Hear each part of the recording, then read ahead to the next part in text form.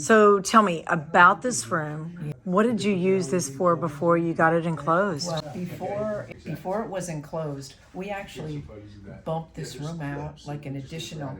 The room ended. It was 8 by 16 Okay. wide by 8 feet deep, and the same as most of the houses. This model have a similar sunroom, and it just wasn't being used as much as we would have liked. 8 by 16 plus. We had easy breezes instead of the glass. We didn't have air conditioning. We didn't have, so it wasn't being utilized as much as it could.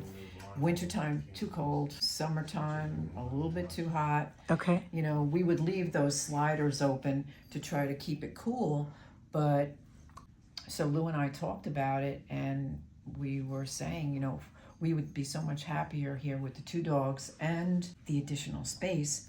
So I spoke to Alex, and Alex, we said, well, what are you looking for? And I said, well, could we bump it out, bump the existing sunroom out like another 10 feet or what? Oh, He wow. said, sure. And it was like, so now we have, I guess it was 18 by 16 or maybe even more. We went out to the patio.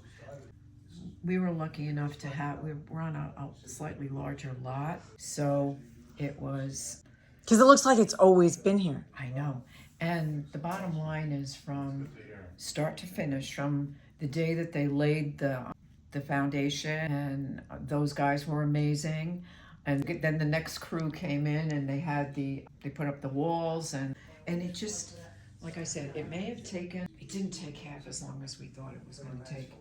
And it was, yeah, perfect.